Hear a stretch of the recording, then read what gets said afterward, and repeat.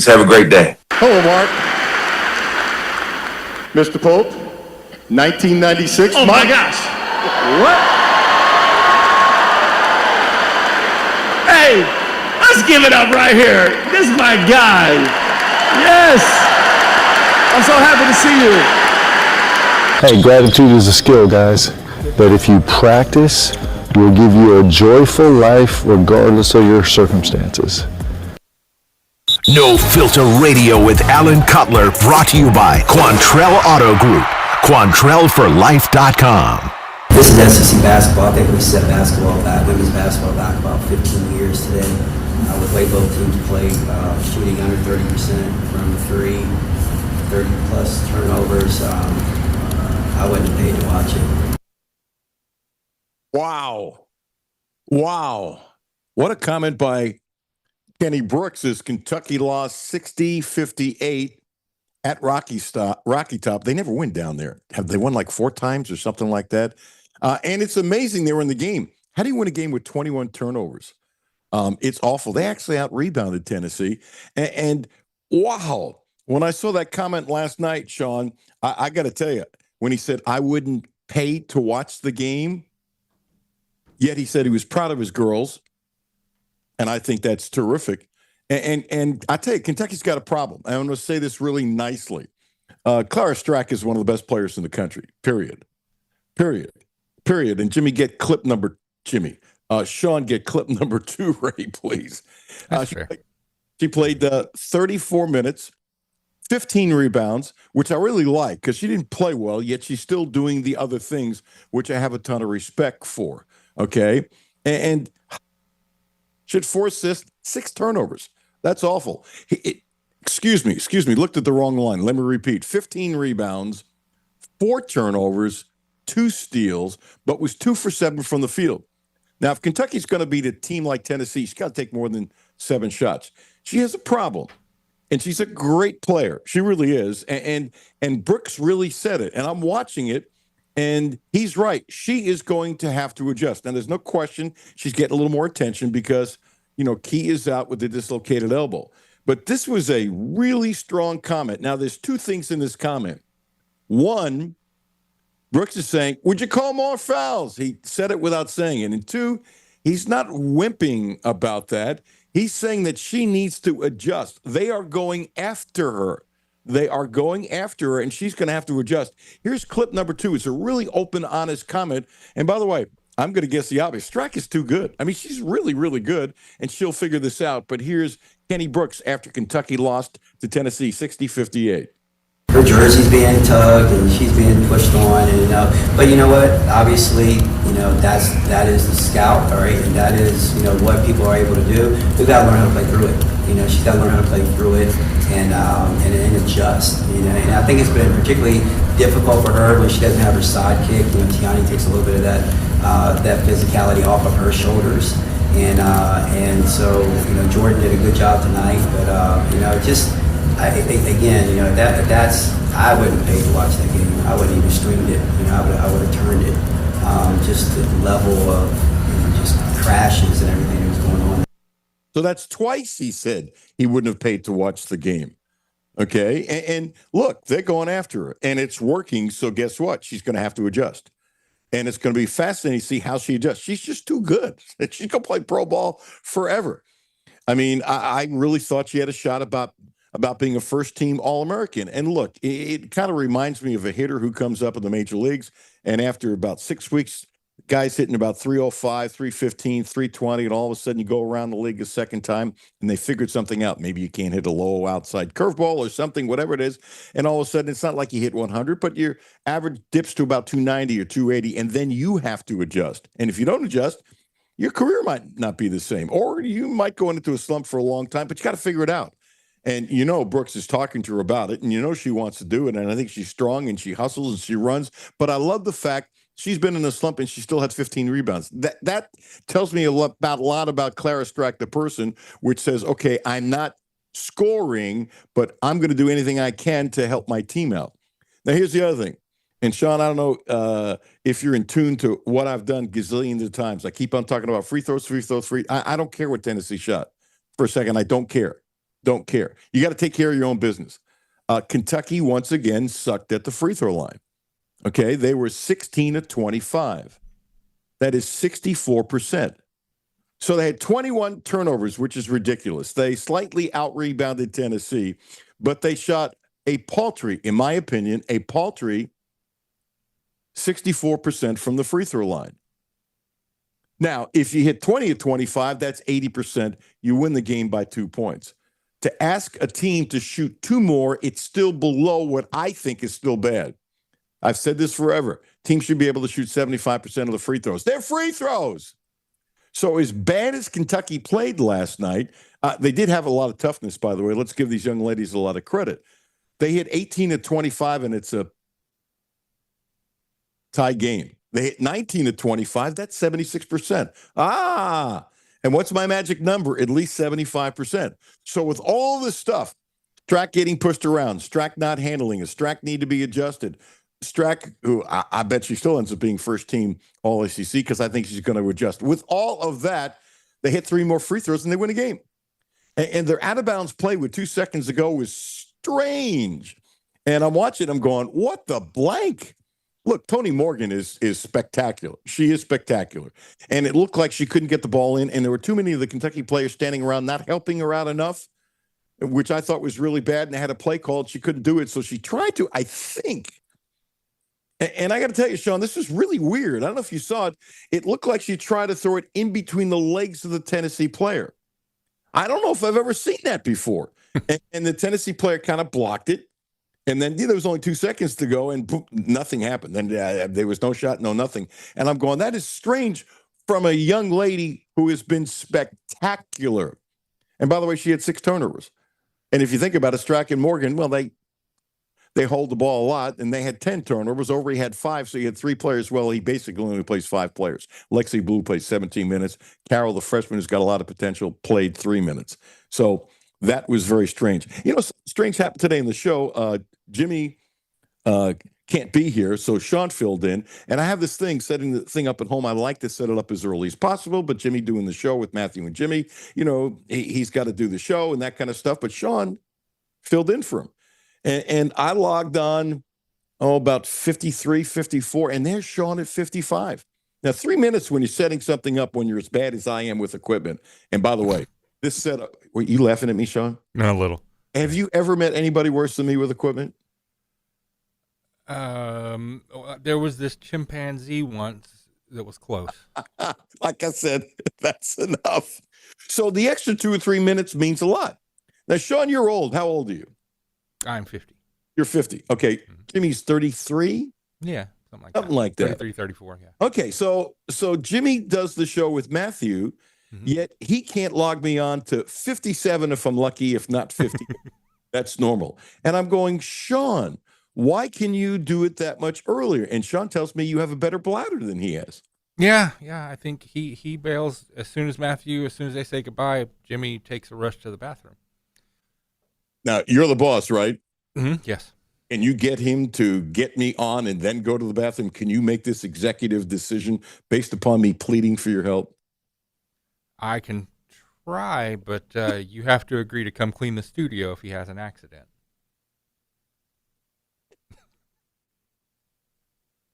Okay, I'll agree. He's 33 years old. He can sign me on, see that I say hi, and still have plenty of time to go to the bathroom. Can you make this executive decision for Monday, please? It takes my blood pressure down. I will do my best. Okay. No. Wait a second. You're the boss. Yeah, I don't know if I'll see him. I'll shoot him a message. I don't know if I'll see him on Monday. Okay. Because we may be doing everything from our respective houses. I bet that's probably true. Okay. And okay, I'll give it grace for another few days because this has been going on.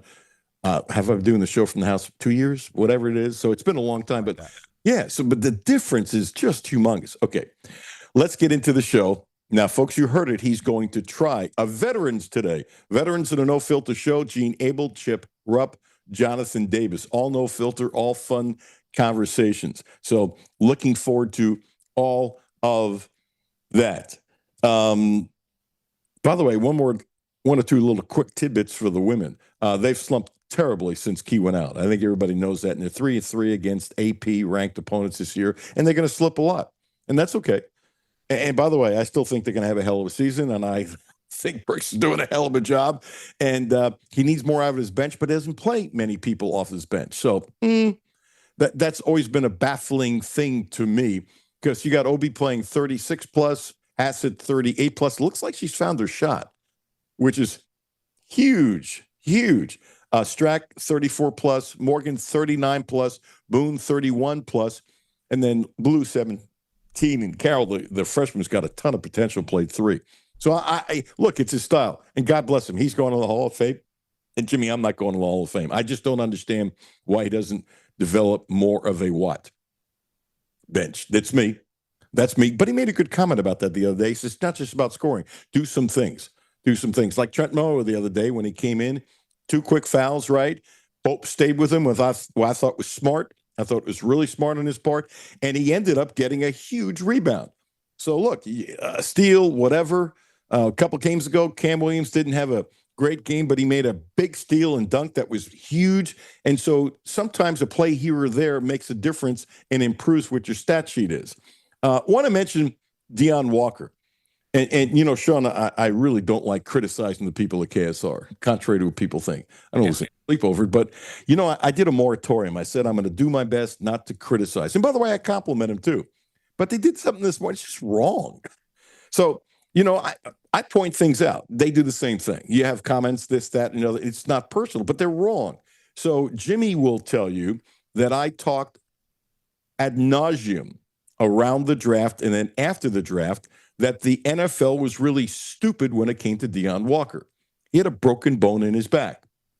And so KSR is talking about how, you know, some people felt he didn't work hard enough as a senior, da-da-da-da-da, da-da-da-da-da, da-da-da. The kid could have stopped playing, okay? He didn't stop playing. He played with some bones that were messed up in his back. I don't know how you hit somebody when you have that problem. And so he was much better as a junior than a senior. I've pointed this out many, many times. And here's the stupidity, not just with KSR, who's talking about how he didn't work hard enough.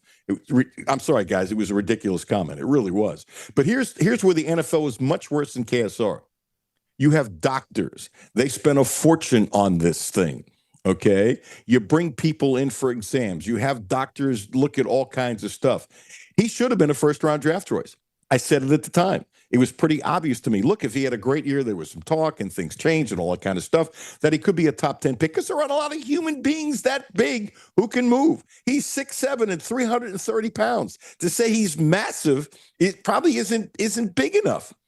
I mean, I'm serious. And so if it's me, you look at it and you say, does the kid work hard? Yeah. Is he a good kid? Oh, my gosh. He's a great kid, a leader, stand-up, took kids along with him. I mean, you think about it. So then the question is his back going to be a problem for the rest of his career? And if it is, obviously that's different. Well, it's obviously that's not. It's not. He made the all-rookie team. And by the way, Sean, I don't know how much you've watched him. He can move now. Yeah. He can move. And he's a 2-time captain in Kentucky. He's a great kid. He was HURT. So KSR should know better. They should. They didn't. That's okay. But the bigger thing is the NFL. And at the time, I went crazy on it. What the hell are these people thinking? And here's where I was wrong. Philadelphia is really good at picking up guys like that. I can't think of the guy from Georgia. He had some off the field problems, and he dropped to Philadelphia. I think it was late in the first round, something like that, when he would have been a higher pick. And their thought was, we have a great locker room. Okay, and the coach doesn't have to take care of it. The defensive line group will take care of it. And they did, by the way, because when you have really good leaders, and very oftentimes when you're a rookie and you have really good leaders, they say, hey, kid, come on, you come into my house for dinner. And you get in their ear and you start becoming one of the fellas with veterans, and they bring you in to help you out. And not all the time, but oftentimes guys change. They just change. Maybe it's because they're growing up. Maybe because they have mentors around them for a lot of reasons. And in Philadelphia, they really trust their locker room. They do. Head coaches don't mess with the locker room. I've said this many times. They don't. If a head coach is that strong in the locker room, you got problems. You really do. The locker rooms are normally controlled by the leaders on the team. That's the way it's been for a long time. I'm trying to think of his name. He's Hawkins. Hawkins. He's on network TV now. Did some shows with me when I was in Cincinnati. I'm trying to think of his first name. Really eloquent. As a matter of fact, when he was doing some stuff with me, he was doing it with a couple other people in Cincinnati too. The first time he talked, I'm going, oh my gosh. Sean, it was one of those obvious things. This guy can do radio and TV. And he is now. And he told the story when at the end of his career, he went up to New England and he said it was pretty interesting. One, Belichick don't say a damn word in the locker room. At that time, Brady had taken control. Before that, there was a couple of other veterans who actually took Brady under their control until Brady became older and the McGinnises of the world retired, and then it became Brady's team. But what was really cool about Brady, when he was young and doing really, really well, he would defer to McGinnis and a couple of the veterans because they were the leaders. It was respect. It was the right thing to do. And then at a certain point in time, when they moved on, he was more than ready to become the leader. That's just that's the hierarchy in the National Football League. It doesn't change. Now, there's good and bad depending upon the organization. There's good and bad depending upon how good the team is. But that's a general foundation of how it goes. It just is. So it's strange. I'm not trying to do this as an NFL show. This was a yesterday thing, and it was in my list, but I got to say it.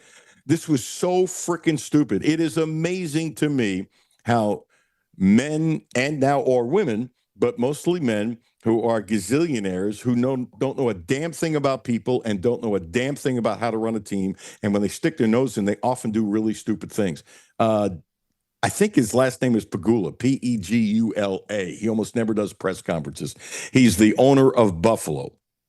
And so after Buffalo lost, everybody by now knows Allen is crying in the locker room. And he goes up to him a couple times to try to console him, and Allen doesn't even talk to him, which bothers him and his ego and stuff like that. Like he's really going to control and console Allen. Allen doesn't want to see him and that kind of stuff. And he's going through the locker room, and he's seeing all these players crying and stuff like that. So he decides that he's got to change the locker room. So that's why he fired a really good head coach. That's why he fired McDermott. What a dumbass. Seriously. Not understanding the emotion of the moment. And outside of not winning a Super Bowl, look at McDermott's record over the last 6 years or so versus anybody else in the NFL. Again, not winning a Super Bowl. It's ridiculous. Plus, he's great with people and not afraid to be tough. I mean, this was incredible. And it reminded me of Mike Brown and Sam Weish. Sean, I don't think this is before your time. Sam Weish is no longer with us. He was a great, I mean this, not only head football coach, he was one of the smartest offensive minds in the history of the NFL. And I repeat that, NFL. Okay? And Mike Brown and Sam actually got along real well. They did. And I'm trying to remember the year, whatever the year he was fired, whatever. And it happened on a Monday. Okay? And I don't like the term. There are some people think it's a racist term. It's called Black Monday when all these coaches get fired in that. They both have said, Mike Brown said it, Sam Weiss said it. If they just didn't talk to each other for weeks, Sam would have continued being the coach. They both have said it, and they both had regrets. If you go look at the offense that the Bengals had back then, this is before even me. I did the Bengals radio network for 14 years in two different spurts and ended up doing it, I think it was 2017, my last year. So this is a long time ago, a long, long time ago. He was brilliant. Sam Weiss was brilliant. And it was just dumb. It's dumb. The emotion after the season is often the worst. It just is. And when they fired McDermott, I'm going, really? Are you kidding? Wait 2 days. If you really want to fire the guy, unless there's somebody you think you can hire right away, go away from the team. Just go away. The stupidity is just incredible. Pegula says, I'm George Steinbrenner. I'm going to fire you. You had a great coach. Okay? And actually, part of the problem was they needed a couple positions that weren't there, and it's more the general manager. And I see coaches like Tomlin firing himself. That's what they're calling it in Pittsburgh, who they're gone. And, yeah, sometimes it is the coach's fault. Sometimes the coach can do better. There's no question about it. But more often than not, I have found through the years, more often than not, it's the person picking the players is the one who should get fired. Really, more often than not. But they're the ones doing the firing. And they're the ones that suggest to the owner, we need to make a change. Unless the owner says we got to do it. And that happens more and more anyway. Neither here nor there. And oftentimes the general manager is the one who takes the heat because they got to shut up because guess what? They work for an owner. I looked at this. Maybe they get a better coach than McDermott. Maybe. And by the way, I don't feel sorry for him financially, and you shouldn't, but it's not the point. He loved that job. And he wrote this beautiful, beautiful note that was, I'm assuming was in the Buffalo paper, made social media about his love for Buffalo and how the city of Buffalo helped raise his kid. He's just a great guy. The guys in the locker room loved him, and they were crying.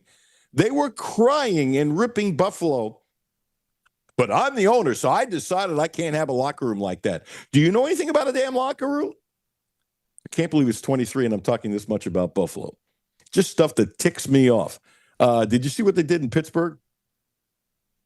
With the new coach? Well, has he been hired in the last hour?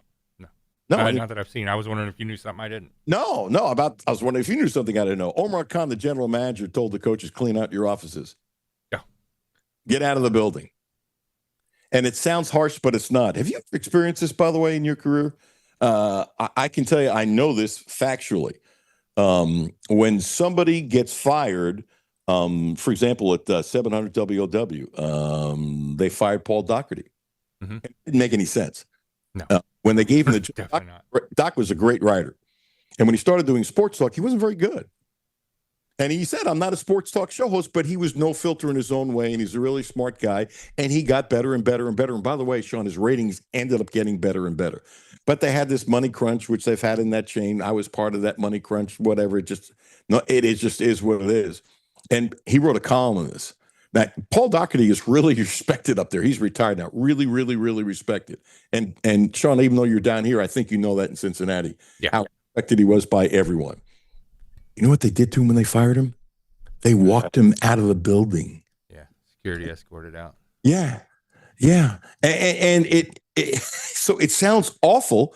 And Paul Doherty's not going to blow up the building. Paul Doherty's not going to throw things against the wall and throw a temper tantrum and stuff like that. But it wasn't 700 LW. It's a corporate thing.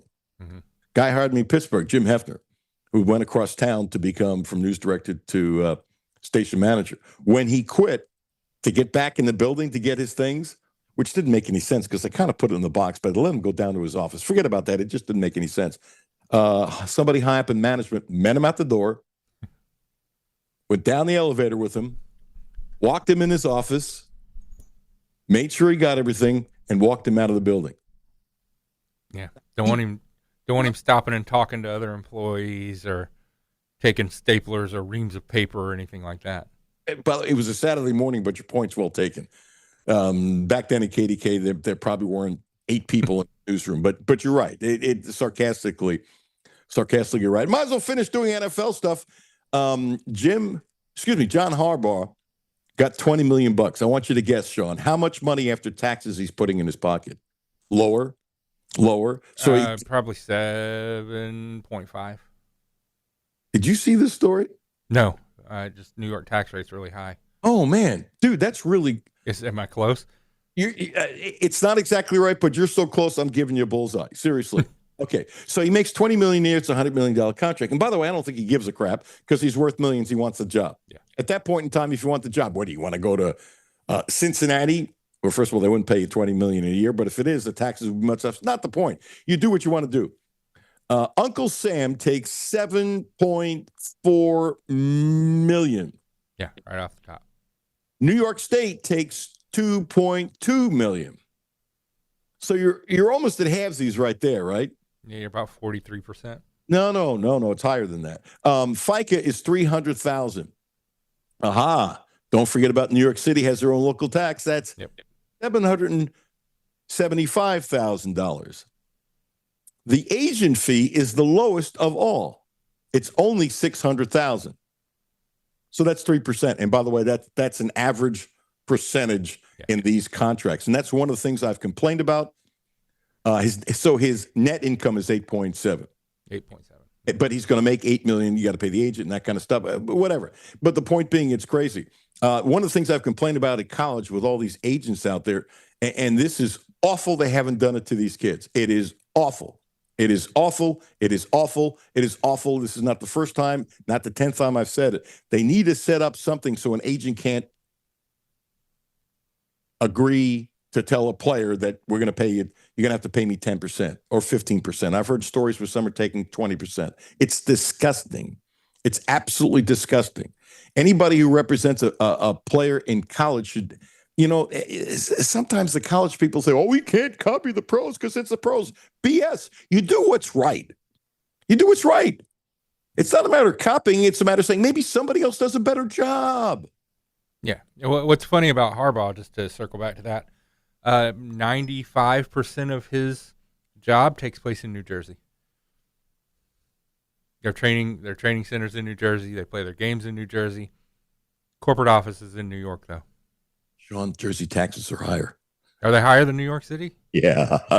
The city tax, you don't get that. So I have two former roommates in college. One left Jersey the second he retired. Yeah. And the other is back in Jersey, and we've talked about it. It's higher. I lived up there. I was in the military, but I did not have New Jersey taxes. I had Kentucky taxes. Oh, that's interesting. My home of record. Oh, that was very smart on your part. Yep. Good for you. So they need to do that. They really need to do that. It is just past disgusting that these kids, they're getting ripped off. And you talk about, you're supposed to be about student athletes. To me, that wouldn't have been the number one thing to fix because that's nonsense. But would it be an important thing to fix? Yeah. And it shouldn't be that tough to get through. Last one. This happened a couple nights ago. By the way, I've mentioned a couple times, Georgia's really good, and they're much better than people think. So they go into Missouri, and they win the game 74-72. The Missouri crowd is going crazy and all that kind of stuff. And I'm against these handshakes, and I've said this now for a number of years on the show. I'm against these handshakes. It's just BS. And Sean, when I finish, I'll see if you agree with me. Okay, and then we're going to go to a break, and then we'll have our first guest on, Mr. Gene Abel. Here's the point. Why do you have to have a handshake? And I got to tell you, you can see this happening with what happened with Kentucky and Tennessee, what almost happened between Missouri and Georgia. It's going to get more and more contentious. I hope it doesn't happen, but the odds are there's going to be a fight. I don't know if you saw what I put on, I retweeted from someone. There was literally a fist fight, and I mean a fist fight in a high school game in Kentucky. I mean, it's awful. It's awful. So you have tempers and all this stuff. This kumbaya of shaking hands after the game, it's dumber than a box of rocks. It really is absolutely unequivocally dumb. I had all these things about Michael Marino I was going to say in the monologue. Didn't get to it. We will put them in from some stuff that Marino said this morning. Lovely stuff. I mean, Malachi Marino. Did I say Michael? I think I did. That's his older brother. Malachi Marino is one of the great human beings who happens to be like 7 feet tall. I'll tell you what's great for you if you decide to check out the Quantrill family of vehicles. Quantrill Subaru, we're talking about them now. From the depths of Monmouth Cave to the rugged cliffs of Red River Gorge to the muddy boots and long days in the Daniel Boone National Forest and every back road that gets you there. Your adventures are built for Subaru. With legendary, symmetrical, all-wheel drive, proven safety, and the durability Quantrill Subaru is known for, you can push farther, stay longer, and explore without hesitation. Right now, get 0% APR financing on new 2025 Subaru Outback. That's through February 2nd, built for Kentucky, ready for anywhere. Quantrill Subaru. Visit QuantrillSubaru.com, see dealer for details, and don't forget, we've had a Caddy. It is a beautiful thing. It is an absolutely beautiful thing. And we have switched to the VC60 Volvo, which is the best car we've ever had. I see Gene Abel. He's coming up next. Alan Cutler, 1300 AM, 92.5 FM. The Alan Cutler Show on ESPN 92.5 and 1300 AM and on the ESPN Lexington app. Presented by Republic Bank. Hi, this is Alan Cutler. Have a no-filter comment? Hit the text line, 859-381-1313. 859-381-1313. Houchins Insurance Group is proud to partner with Auto Owners Insurance, a company that provides opportunity for independent agents to make insurance simple for their clients, offering risk management services that range from a renter's policy for your college student to home and auto coverage for your entire family. Houchins Insurance Group assures you that nobody works harder to keep you protected from life's uncertainties. Reach out to AJ Boss or Zach Bennett at 859-263-2771 to see if Auto Owners Insurance makes sense for you. Hi, this is Patrick DiGiacomo, and this is why I would recommend Republic Bank. So, when the bank manager brought me over just to show me how their ITM works, he hit this button where an actual live person came on the screen, and she was so kind and helpful, and it just made me feel like, wow, I'm not dealing with just a machine, I'm dealing with somebody that's actually paying attention to what I'm doing, and it made me feel really good. And that's how Republic Bank helps their customers go from living to thriving. Learn more at republicbank.com. Member FDIC. Hi, this is Alan Cutler for my friends at Quantrell Cadillac. There's something unmistakable the moment you step into a Cadillac. The soft glow of the dashboard, the quiet power waiting beneath your foot. Every detail is designed to move you before you ever move. On the road, it's smooth, responsive, effortless. Advanced technology surrounds you. Performance responds instantly, and the world outside fades away. This isn't just driving, it's arrival. At Quantrell Cadillac, that experience is closer than you think, with exceptional offers including 2.9 APR for 60 months on select models. Luxury has never felt more attainable. Visit QuantrellCadillac.com. See dealer for complete terms. Baby, it's cold outside. Uncle Rick, warm yourself up with a hot coffee or cappuccino at Clark's Pub and Shop. What? Cappuccino. And while you're there, be sure to pick up some of our in-store specials. We have 5-hour energy shots, Bloom energy drinks, and Blue Diamond almonds. Each buy 2, get 1 free. I feel warmer already. Clark's Pub and Shop. Return, refresh, refuel. You're the best SEC talk in America on the Paul Feinbaum Show with me, Paul Feinbaum. Weekdays 3 to 7 on ESPN 92.5 and 1300 AM. Back to No Filter Radio with Alan Cutler. Podcasts on Apple, Spotify, and Google, Monday through Friday. I believe I'm not the gardener in the current Bush story. Obviously, my faith, I believe God is my gardener, and so. Yeah, we get chopped down. I think we've been chopped down a lot in my life as a team. We've been chopped down, and so we just look to the gardener to trust him. He knows what he's doing. Colin Chandler, who was sick as a dog, as you know, and had a great game the other night, and now shooting over 40% for the season in downtown. Started great, as you know, had this bad slump. And he looks so much more relaxed. I think with more games, he's become more relaxed, and he can make a pass and get a rebound. He's a tough kid. He's a hell of a player, and you now expect him in the games at the end of the game. Now, ladies and gentlemen, without further ado, hope he went out and got his bread and milk with the snow coming. By the way, the Kentucky game has been moved up to 11. Patino versus Patino has moved up to 1:30. Gene Abel, one, thank you for joining us. Outstanding retired sports editor of the Lexington Herald-Leader. When I first saw this the other day, that Patino's going for his 900th win and doing it against his son. I mean, okay, in the same league and stuff like that.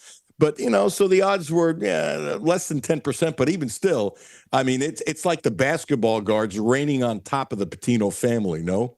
Yeah, that's just seems the way it always works with Rick, isn't it? That stuff happens with Rick. But yeah, that's fascinating. Great story. I didn't realize that Richard has won 256 games. That doesn't surprise me. He's had a pretty nice career. Yes, he has. Yes, I'm sure he's a good coach. I think what I've been told, I think he's a very good coach. You learn from your dad. He's been by his dad his whole way. I think he's his dad light. I think his disposition, thank God for him, is much more low key. But what I've been told, he'll be strong now. It's not like he's soft, but he doesn't yell and scream like a maniac like Patino still does, but apparently not like it was in the good old days. Like a lot of coaches, he's melded a little bit. But when you consider his age, it's easy for me to remember his age because he's a month older than me. He's 73. He's still crazy. He's still absolutely unequivocally crazy. There's no question about it. That energy just never seems to run out, does it? No, and I think when it does, he'll be gone. I mentioned this the other day when Kentucky played St. John's, and I'll always look at their highlights. I don't always watch the games, but in particular, the other night I watched probably 30 minutes of the game. They're a totally different team. He has really reshaped that team during the season, and they are much better. And when Kentucky and St. John's play, my dear buddy Dick Hoops Weiss is going to join me next week. We talk all the time on the phone, and we both said he's not going to be good in the Big East. He maybe will be 500, a little bit better. That's what we both thought at the time. He's 7-1. Didn't they do this last year a little bit too? Really come on strong the second half? Came on stronger, and it's a credit to his coaching. But this is one because of his really lack of shooting that you're going to go where the points from. So, remember when Rick was at Kentucky, and I'm almost sure, I think he said he's going to be one of those guys that won't coach. I don't remember if he said into his 60s, but he said, I'm not going to be one of those guys that'll coach forever. Oh, I'll go. Gosh, that was forever ago. We had a fun conversation, and I laughed. Back then, there was a part of his time here where we were actually pretty close, and then all of a sudden, I was gone. I was gone from him. I went from him calling me to never basically speaking to me unless it was during the press conference, because the story where 3 players got suspended for putting the wrong guy at the free throw line, and Travis Ford did it. We had video of it. It was just, and after that, we were done. But I teased him before that when we were good that he said he would coach when he was 50. And remember, we were sitting around. I started laughing. He goes, "What are you laughing about?" I said, "Ricky, going to coach till you die." I'm not. I like to play. I says, "Do you play golf in the summertime? You'll go nuts if you don't have basketball. You need basketball, and it's going to get to a point where you need basketball where the basketball need." And it was loud, but not a bad loud. You can be loud with Rick, and it was okay if your relationship was good. I think he kind of respected it. But yeah, he said he wasn't going to coach when he's 50. Would it surprise me if he coaches as long as Boeheim, if not longer? He will not. I could see Rick coaching still for a while, yes. I think the day he'll get out, and Boeheim pushed it, the last 2-3 years, this is not breaking news, Boeheim's ability to recruit fell off the table because everybody was using the obvious. You're too old, you're too old, you're too old, you're too old. And it cost him a lot of recruits. And I don't think he lost his ability to coach. And it's not like it's an expression. It's not like his kids were donkeys, but you can't win the Derby with a donkey. It's one of the first expressions I heard here in the early 80s when I started learning about the Derby and stuff like that. And when that day happens, he can't get kids. I think he's done. Maybe a year or two after that. I think it'll drive. Of course, but didn't Rick say a year or two ago that he's basically done recruiting high school kids anyway, or recruit out of the portal, and most of those are 1 year anyway. So if you're recruiting those guys, they're going to play for you the next year. Yes, and I think that might help extend his career. By the way, I'm glad you said that. Do you see what Calipari did? Remember him being so stubborn? You get too many freshmen, older guys and stuff like that. And then about a year ago, he said he was going to change. He's gone back to what he said before. And I actually think it's smart in an interesting way. I saw one of his clips where he said, "I recruit freshmen. This is what I do." Da da da da da da. I went, "Whoa!" He changed his mind again, but it's actually pretty smart because if you're getting the elite freshmen, they're staying only 1 year anyway, and so therefore, that's what he said he's going to do. He's going to sprinkle it in, but he said, "I'm a guy that recruits great freshmen." That's what he said about a week ago. But you can keep great freshmen, an extra year or two now because they get paid. You can keep them if they're not going to be a lotto pick. Right. I don't. Yes, that's correct. If Shepard was going to be a late first rounder, I'm guessing he would have stayed. Maybe even if he'd been in the middle, but. And the portals, the NIL's changed in the 2 years since Reed came out. Absolutely it has. And that might have made a difference anyway. But he couldn't walk. It was $40-something million he got, and now he's closer to that next contract. And the other night, he won the game. He's best player on the court. He was on fire the other night. And he's turning into a fourth quarter guy. And I think last night he was having a good fourth quarter. I could be wrong. They went to overtime, and I don't think he played. No, I saw a box score, and I don't know. Well, here's changed, and your point's well taken. He would normally come out if he was playing well at the latest by the 5-minute mark, and then put their starters back in. First, it was like 9-minute mark, the 7-minute mark, and it just from observations from watching clips and stuff like that.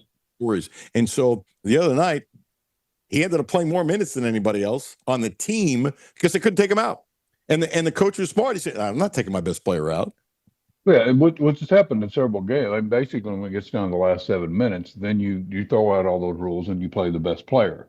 Which, again, I could be wrong, but I think last night he played down to the stretch in regulation and played well. But then I don't think he played in overtime. But that's a learning process, and he's having a nice year. He struggled. I'm not going to say struggled. He didn't play quite as much or as well for a couple of weeks going into the last week, and it would make sense to some extent if he hit the wall a little bit. I mean, this is a guy who's never played more than 35 games in a year, and now he's over that halfway through the season. And the first year you play a lot in the NBA, I think that's somewhat normal, and then you sort of regroup and get that back. And it looks like he's getting it back, and then he'll get an All-Star break. And I hope he's in that. I forget what they call the game, the Future Stars. I don't know if he's in that game or not. I don't know if they've announced it. I read this stuff every day. I haven't seen it. I'm pretty sure they have not. He had 14 points in 23 minutes. Here's what's interesting. He's shooting a lot more. And they're obviously encouraging him to shoot a lot more. So Durant's on a different level. Though he was better than Durant the other night, which is an aberration. Durant was 13 of 21 and had 36 points in 44 minutes, but he had 8 turnovers. Dear Lord. Yeah. 8 turnovers. But off the bench, Reed played 23 minutes, 14 points, 7 from downtown, 4 assists, 2 turnovers, 2 steals. Interesting.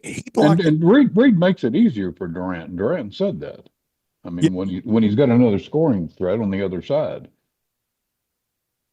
He's shooting 41.4% from downtown. That's crazy. That's strong stuff. Yep. Not that it was bad last year. It was 38.7. He's making the natural progress. And the amazing thing to me about Reed, and I've said this many times,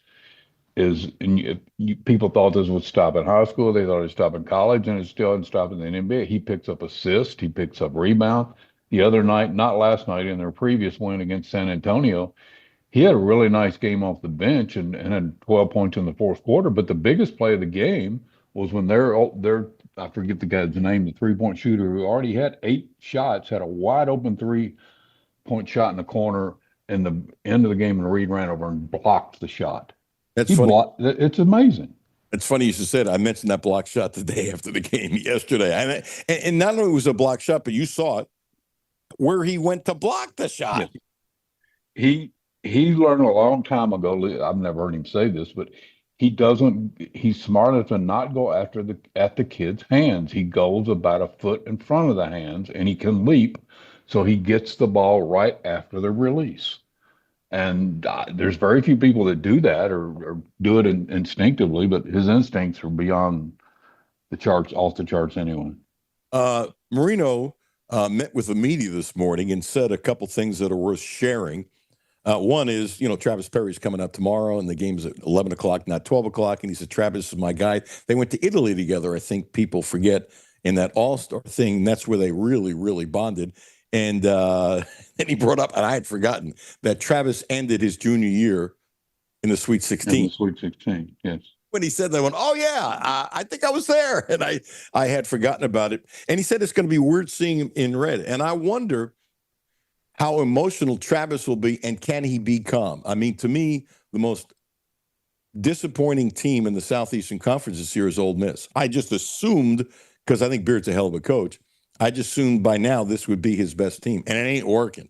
It's just not working. And with Kentucky changing, this would be at this. But look, if this were 2 weeks ago and they were playing, it'd be it's really nice to win. But at this point, it would be a horrendous loss based upon the improvement of the team. Based upon, they discovered something the other day, Gene. They realized the basketball game is 40 minutes. Yes. Well, I do think in the first half against Tennessee, they weren't as bad as in the previous games. Great. They were Tennessee was on fire, and I thought there were signs of that in the Tennessee game, and there clearly were the other night. Malachi had, in particular, Lowe and a little bit with JQ. And what Pope is doing, I think, is really smart. Not only keeping engaged, but Lowe's a really smart kid when it comes to basketball. And he said Lowe has been a great resource and that he sees things that others don't see. Aberdeen has complimented Lowe for helping him being in his ear. Lowe is part of the scouts. And then he said that JQ helped against Tennessee and Texas with the playing tendencies of some of the big men. I think that's pretty cool. Now, go ahead. Gene, let me throw this at you. I don't think it's hype. You know, we all know this, especially, you know, you and I did this forever. Sometimes compliments, you have to say, okay, it's a nice thing to say, but how strong is it? And I'm not ripping anybody, but it's just part of your world and part of my world, and I think it needs to be pointed out. But I look at this, and I think it's very legitimate. What say you? Lowe certainly looks like one of the most excited people on the bench, and one of their biggest cheerleaders. And I think it was the Texas game and not the Tennessee game. I'm pretty sure it was. There was a point in the game where they just sort of flipped to the bench. The camera flipped to the bench real quick, and it looked like he took, I don't know if he took the iPad out of the assistant. He was holding the iPad with one of the assistant coaches. I'm not sure which one. And he was the one drawing on there like this, look, watch for this or look for this. Wow, I missed that. Wow. I mean, could I see Lowe being a coach down the road? I might be wrong, but when I was watching it live, I thought, man, Lowe's over there pointing out some things that are going on the floor. That's impressive if it's the case. That is impressive. And I keep on saying this. I hope the kid comes back 100%. I'm glad he's getting his shoulder fixed. I wish he got it fixed earlier. He didn't listen to me. I respect his toughness. It never works when you have a shoulder like Somebody didn't listen to you? They must not have come on strong enough, Alan. You know, we're not on speed dial with each other. Okay, all right. As much as you rip me, and that's fine. I am an expert on shoulders. Rip you. I was being complimentary. Oh, really? Yes. Reeking with sarcasm. No. Sarcasm. What do you think he's got a horse name out of? The Malachi Miracle. Matter of fact, Kenny McPeak. It's his horse. He's coming on next week. I think it's great. That's great. It's a great story. It's a good name for a horse too. It's great. Can't you hear that coming down the stretch? Oh yeah. It'll be better than my horse Cut to the Chase.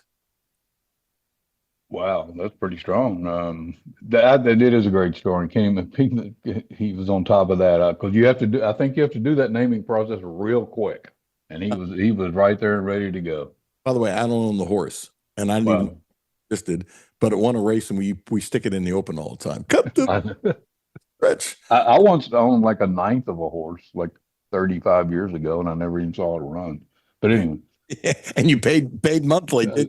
I paid one fee, and it was more than I should have at the time, and I lost the money, and it was a dumb thing to do. But we'll leave it at that. You know what? And a lot of people invest that way. You know, I've never understood in the great state of Kentucky, and I questioned this when I got here. Not knowing much about horse racing, why can't you make it a tax write-off? I've just never understood that you can't take the losses as a tax write-off, which would be an unbelievable benefit.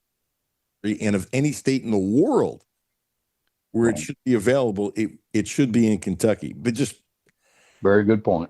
I just don't understand it. I mean, I don't understand it at all. One more about Malachi. You know, he basically says that it's going to be weird seeing Harry in red, obviously, and the fact that, and you expect him to say this with all the guys that are injured, we rally around for each other to help them out. And I think it's legitimate that there were problems on the team, and I'm not taking some things back that I said, not because I'm afraid to say I'm wrong, because I believe this true, and I also believe that they've gotten way past that. And this team is bonded together, and there's a toughness, as Pope said a few games ago. You know, after the first comeback, I didn't give them enough toughness, honestly, because it was like, wow, what a comeback, and they got lucky, but it was great at the end and that kind of stuff. And I should have pointed that out more, and I did not. But to come back the way they've come back, they've showed a lot of toughness. And then the other day, it looked like a Cal team. They have a lead. They're having a little trouble holding on, which is normal basketball and stuff like that. What a metamorphosis. What a great change, but this is a tough group of kids, and I think we need to applaud them. I've said a few things on on your show that, we're somewhat critical of Pope. I think you deserve a lot of credit now for the win streak. I have been somebody that's never, and I've said that on here and we've discussed this, never run big on the lack of effort thing, because I don't think that players go out and play rival teams and don't put out a great effort. I think you had a lack of confidence. I think you had a team early in the year that was struggling, that thought it was going to be playing for number 9, and it was getting slapped in the face, and they became hesitant. They became unsure of themselves. They became indecisive. Some of that is on the coach, but they've certainly done a nice job turning it around and playing better. I think they're pretty close to maxing what they had. I hate to see it down to 9 players. Losing Cam Williams is another big blow.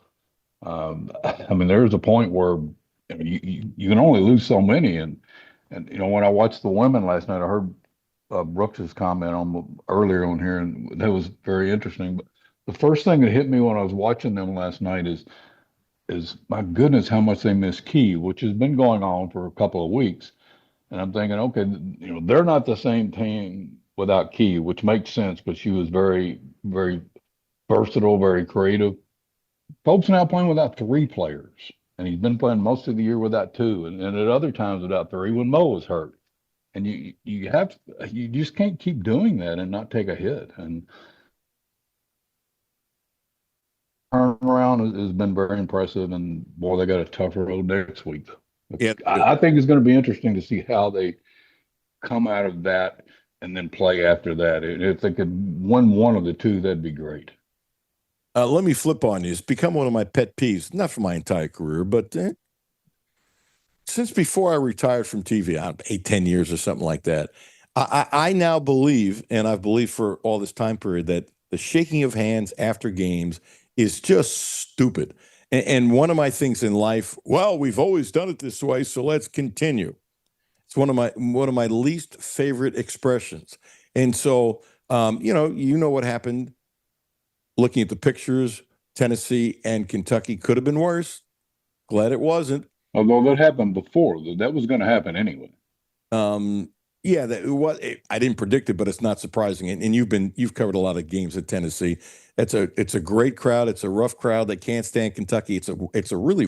And then I don't know who started it. I bet it was going on the entire game, and there was an F-bomb thrown by Owe, but I don't know what was said to him, and I'm not blaming Owe or anybody. I'm really not. I'm just telling you what little you could hear from that. The point is this. In Missouri and Georgia, and I keep on saying Georgia's a lot better than people think. People are sleeping on Georgia. They beat Missouri 74-72. Great crowd at Missouri. Really was going loud and crazy, whatever, and there was almost a fight there. Fear is a strong word, but I'm kind of fearful that there's going to be a bad fight, and I've really thought that could happen in the last couple of years, and thank goodness I've been wrong. But I can see a really bad fight happen, and coaches just stopping us. So what they did in that game, Gates went to Mike White and said, "We're not shaking hands," and White was good with it because he was afraid of a confrontation. And apparently Gates and White get along, so there's nothing personal there from what I understand, neither here nor there. Why do you have to shake hands? Why can't you just, just wave? Just wave? And if you want to shake hands, you see what the NBA does. Again, copy the NBA. If guys go on the court and they want to hug each other or smile or something like that, let it be voluntary. I think most kids will just walk away. They should do it exactly what the NBA does. Most of the time, the coaches, most of these guys are pretty good friends. They've worked on the same staffs. They have the same agents, that kind of stuff. And there's some contentiousness, but most of them are friends. And they just kind of wave to each other. They don't shake hands. They're playing a gazillion games. They should copy the NBA. Stop this crap and not say, I shouldn't copy the NBA. And if college does something good, then the NBA should copy that. There's no rhyme or reason. You're asking for trouble. You're asking for trouble with the high testosterone after games and those kinds of things. And you see it. Guys after games in the NBA, some of them hug each other. Some of them just go in different directions. They do whatever the hell they want to do. And I think that's smart. I think college is stupid doing it this way. I certainly don't have a problem with doing it the way the NBA does it. Do you think it's any more dangerous or stupid than it was 30 years ago? And if so, why is it? I'm going to give you a partial answer that doesn't make sense. Okay, when I was covering it 30 years ago, there wasn't social media. And I think some of the temperatures were still high. but not as expanded.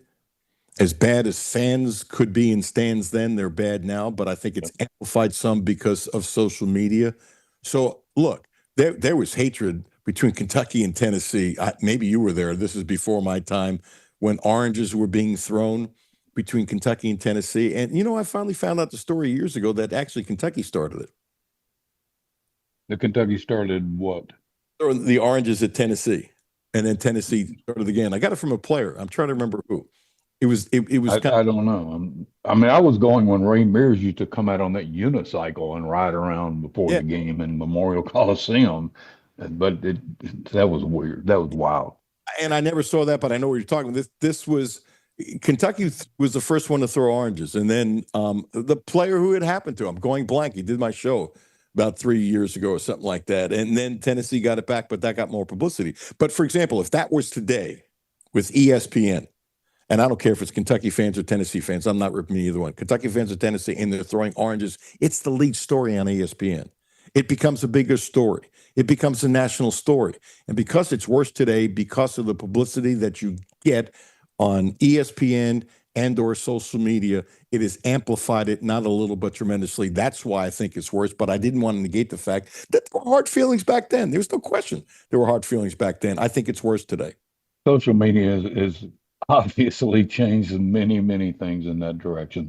That is correct, and it is so much more the case in the stands. And I don't care what level you're playing. I don't care if it's middle school at this point, which is very sad. Sad that high school refs get paid nothing, and the crap that they have to take, it's ridiculous. And then you wonder why they have trouble finding them.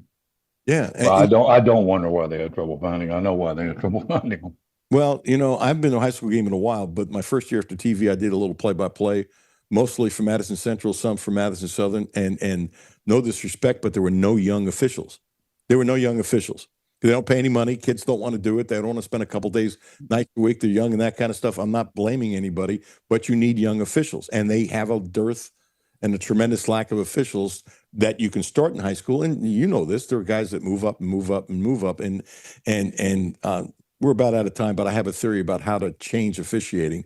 We'll do this some other time. I've said it on the show before. They should do a camp. Nike should put on a camp, and they should subsidize young officials and judge them. And then when they get good, move up. But we'll talk about this some other time. I think it's a great idea because it's my idea. That's why I think it's great. You want to rip me now? No, I'm sure it's a great idea if it's yours. I'm 100% sure of that. That much I know. No. I should wish that your nose would grow every time you lied to me. No. That's correct, Alan. I'm sure that is a good idea. I like that. I don't go one. You have to explain it more one time on the show. I'll do it really fast. I've done it on the show. I'll do it really fast. What you do is you mass send out to all sports information directors, men's and women's, from the transient level to Kentucky. It's easy to get. And you put a thing together, Nike sponsors or somebody like Nike. You have to pay your own way to get there. I don't expect Nike to do that. They'll give you some shoes, this, that, and other. And they put you up maybe 3 to 4 different places in the country and college campuses. And there's a lot of young people that finish playing basketball, want to be involved in the game and don't know what to do, yet will do their career. I think you can get a whole bunch of kids that way. And you said, here's the deal. We will train you. Whatever you're getting from a high school game, I don't know, it's $50, $75, whatever. We will subsidize that. Okay, we will subsidize that. But by the same token, we're going to videotape games and we're going to help move you up. There's got to be a way of sponsorship to help improve the game. There really is. To give them a little bit more money to then say, if in 3 years, think about it. If you're a high school ref and we're looking at your tape and we're putting a whole organization together, which will cost millions, maybe the NCAA can do it because they got all that money. I don't know what the hell they do with it. The NCAA could do it. You train these kids, and if you're getting $50 a game now, maybe the NCAA throws in another 100, 150, something like that, which the old refs won't like, and there'll be a problem there. And I get all that. But you'll get a whole bunch of 22, 23-year-olds who want to do it. Most of them will end up quitting in 3 years, but you could end up getting 100, 200 really good refs out of that, easy, if not more. And when you get good, move up. And if you don't move up and you think you should move up, you're probably going to quit. And then all of a sudden you're doing the transy games. And you're worthy of doing the transy games. Now you're 26, 27. Guess what? The SEC needs refs, and you can have really good young people in the SEC when you're 30 years old. Sounds like a damn good idea. Sounds like a good idea to me, Al. I like that. Of course, in today's world, Nike did it, and you'd had a game in one school with a Nike and the other with another school.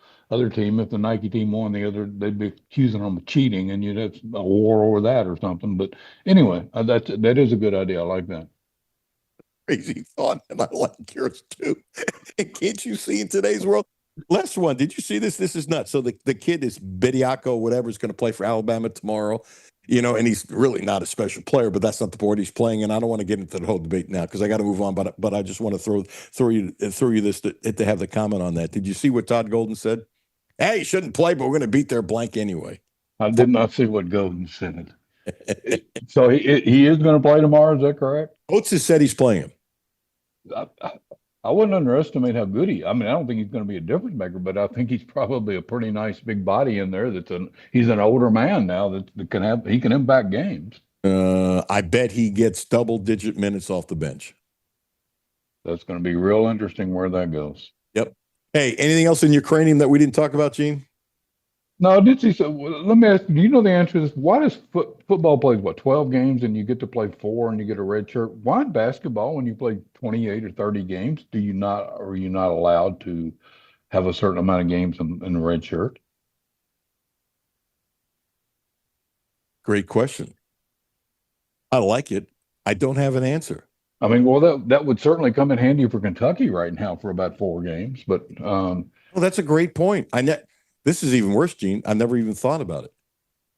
It's hit me a couple times this year, and I was watching the game the other night when Cam got hurt. And I don't know. There may be a very logical reason for it, but I don't know it.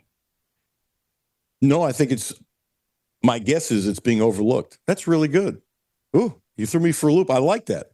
I'm throwing you for a loop every once in a while. Yeah, I'm going to email a couple people. Probably get nowhere, but I'm going to give it a shot. Hey, have you heard? Go ahead. One thing. Have you heard anything on JQ? Because this seems to be silence, and even when he was coming back before, you kept hearing each week he's getting better, he's getting closer. Now maybe I'm missing him, but there seems silence on it. No, you're not missing anything. There is silence, and Pope with his positive point of view. I'll be shocked if he's 100% back by the NCAA tournament, and I'm hoping wrong. Because let's say there's no word about tomorrow. It'll come out later today. I'm guessing. I don't know. I'm guessing he's not going to play. But let's say he gets back in the court 2 weeks from now. They're going to have to monitor his minutes. If his knee starts blowing up and has been blowing up when he plays, he has to be a backup to Marino. I can see him not going to the NBA next year because he needs to show the NBA that he's worthy of a top 10 pick. If he's 100% healthy and playing like people anticipate by the end of the year, could he be a lotto pick still? Absolutely. But it's probably in his best interest to come back to college. What I don't know is if it'll be here. One side says maybe yes, because he's complimented the training staff so well, and he seems to really like it here. The other thing is apparently his father wasn't very happy with some stuff, and you don't know if maybe another school will kind of pluck him away. I don't have the answer. But I think there's too many questions. But coming back on the court is nice, happy for the kid. But until he's 100%, he's not 100%. And, come on, it's almost February, Gene. And so if he came back tomorrow So was he not 100% when he came back before? No, I believe he was ready to come back. Okay. And then I think what happened is just practice is different from games, as you know, and you go a little bit further. And I think what happened is I'm trusting them on this. I think they were cautious. And I believe them, and I think because of the extra exertion that happened in games, his knee blew up. I'm just very close to assuming that he's done for the year, but I don't know. I'm close to assuming that too. But you need to get the people who know much more basketball than I do. Anybody's name is Rupp.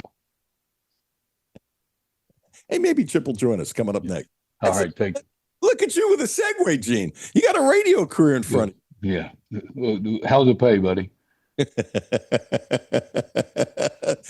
All the soup and beans you can have, right?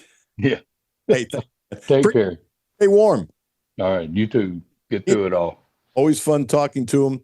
Retired outstanding sports editor of the Lexington Herald Leader.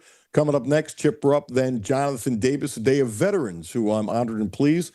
Like to join the show all the time. We are lucky and blessed that way. Blue Lotus Health, 859-533-0914, 859-533-0914. Acupuncture! Now also providing a licensed massage therapist. I Saw Ramon. This is unusual twice this week because of my blood pressure problem, because of another problem that caused me to go to the hospital. And it's still not fixed yet, but it's better. And he's been part of that, which I appreciate tremendously. And he's helped me tremendously. And if you check him out, please use my name, Blue Lotus Health on Versailles Road.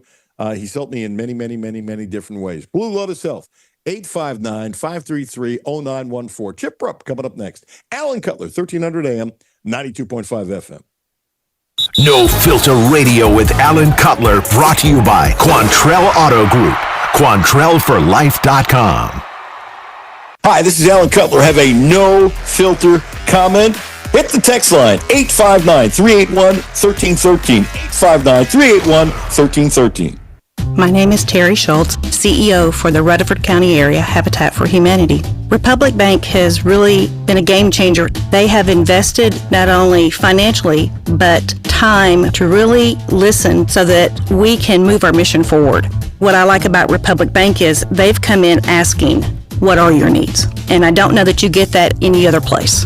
That's Terry's story. Now let's get to work on yours. Republic Bank. Time to thrive. Member FDIC. Baby, it's cold outside. Uncle Rick, warm yourself up with a hot coffee or cappuccino at Clark's Pub and Shop. What? Cappuccino. And while you're there, be sure to pick up some of our in-store specials. We have assorted Hershey, Reese, Kit Kat, and Payday king-size candy bars. Buy one, get one for $1. I feel warmer already. Clark's Pub and Shop. Return, refresh, refill. Hi, this is Alan Cutler from the depths of Mammoth Cave to the rugged cliffs of Red River Gorge to the muddy boots and long days in Daniel Boone National Forest and every back road that gets you there. Your adventures are built for Subaru with legendary, symmetrical, all-wheel drive, proven safety, and the durability Quantrell Subaru is known for. You can push farther, stay longer, and explore without hesitation. Right now, 0% APR financing on new 2025 Subaru Outback models through February 2nd, 2026. Built for Kentucky, ready for anywhere. Quantrell Subaru. Visit QuantrellSubaru.com. See dealer for details. Houchins Insurance Group is proud to partner with Auto Owners Insurance, a company that provides opportunity for independent agents to make insurance simple for their clients, offering risk management services that range from a renter's policy for your college student to home and auto coverage for your entire family. Houchins Insurance Group assures you that nobody works harder to keep you protected from life's uncertainties. Reach out to AJ Boss or Zach Bennett at 859-263-2771 to see if Auto Owners Insurance makes sense for you. W223CV Lexington. ESPN Sports Radio 1392.5. WLXG Lexington. And LM Communications Broadcasting Station. The only no-filter sports show in Kentucky. It's the Alan Cutler Show with award-winning TV sportscaster Alan Cutler. Hey, gratitude is a skill, guys. But if you practice, will give you a joyful life regardless of your circumstances. Hello, Mark. Mr. Pope, 1996. Oh, my gosh. What? Hey, let's give it up right here. This is my guy. Yes. I'm so happy to see you.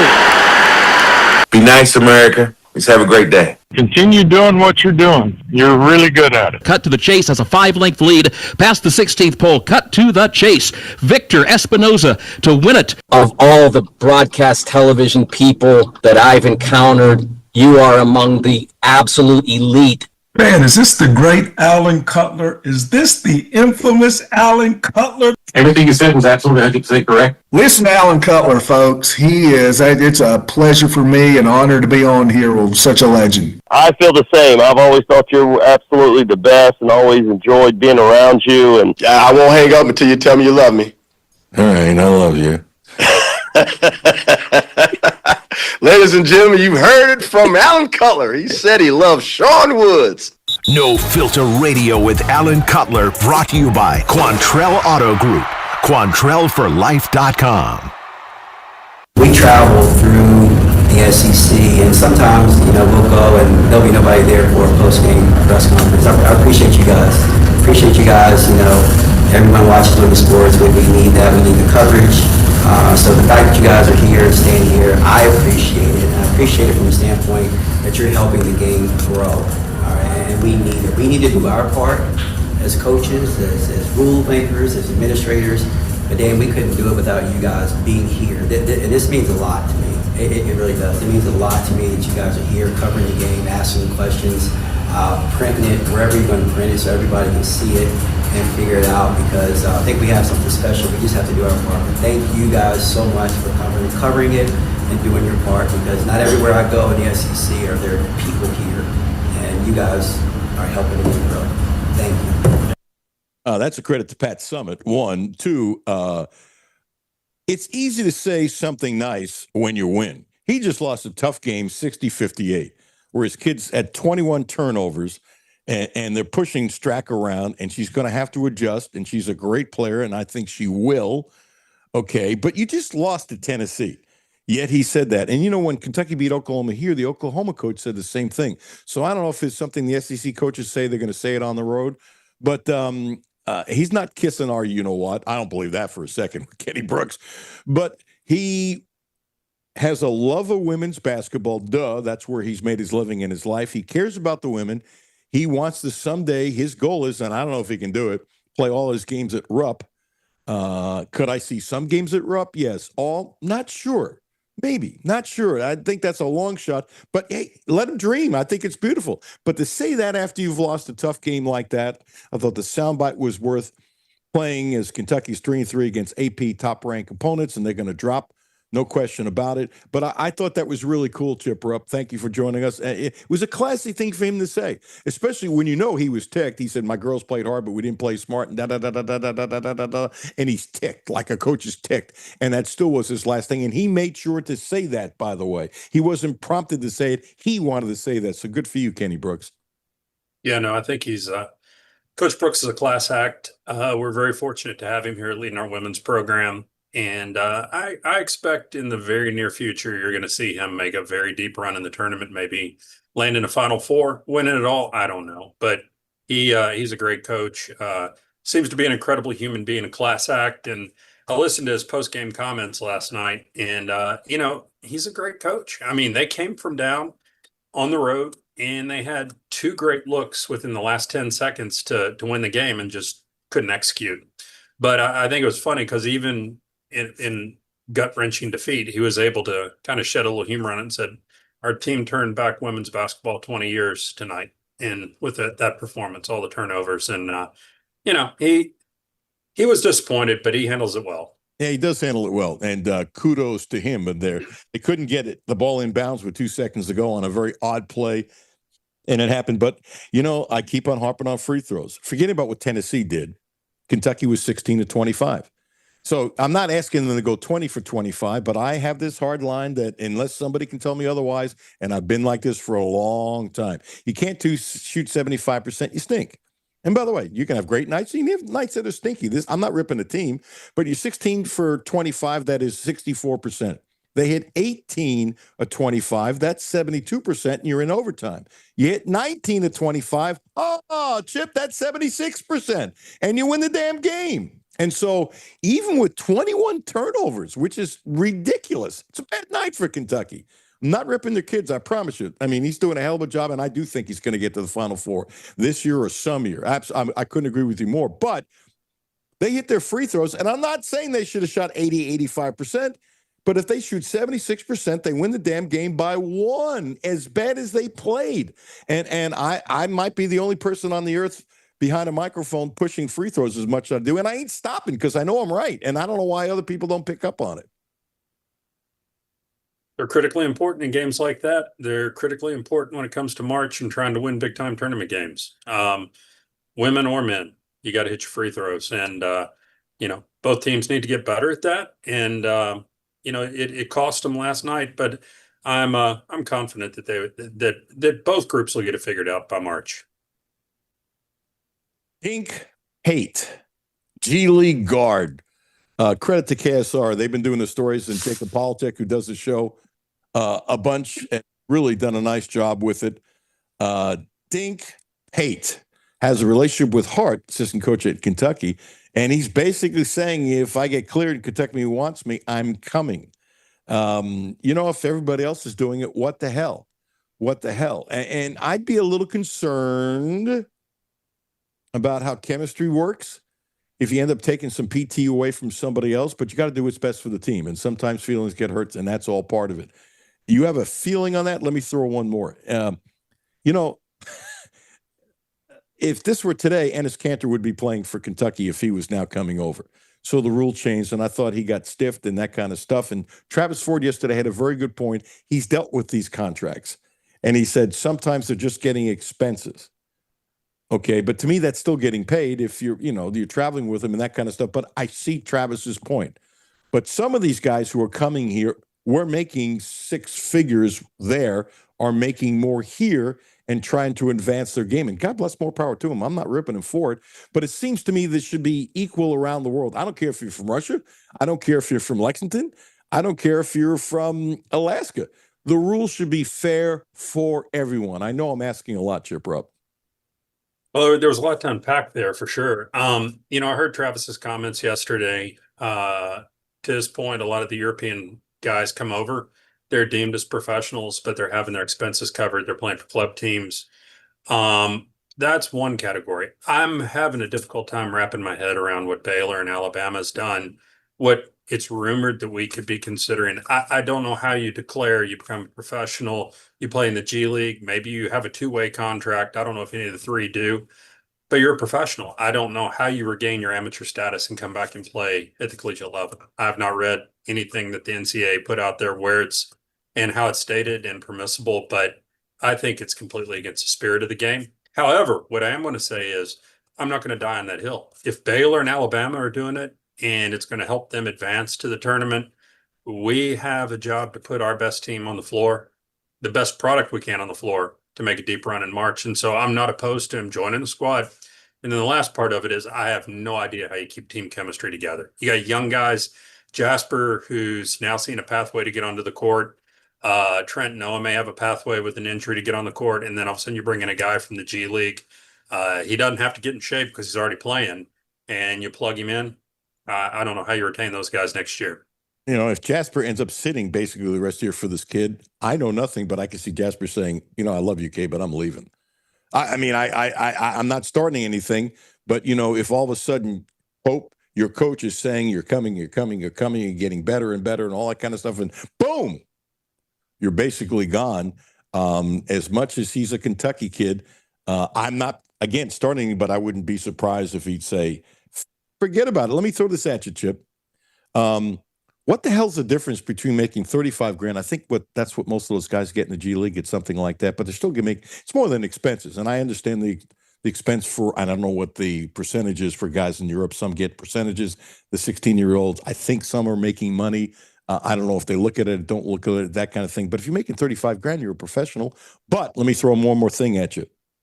When I got here in the early 80s, there were track stars in Europe making well into six figures and running in the Olympics. There just were. It was very prevalent. And by the way, there were track stars here making money too. I don't think as much, but they still were making money. And then it was the ante went up here. So I have been told. So when you say, I like how you put it, the spirit of the game, where the hell has been the spirit of the game? I think that's been gone a long time. I respect what you're saying, Chip, but it's old school. Poof, poof, poof. There ain't no damn spirit of the game, Chip Rupp. No, but I've told you, and I am now old enough that I'm not really that flexible. I'm a purist. I heard you earlier in the conversation talking about the post-game handshakes. As much as I love you, I disagree. There's a sportsmanship component. Is it putting guys that have just been in a hard-fought contest in a position where they're going to, potentially mouth off to one another and throw punches? Most certainly it is.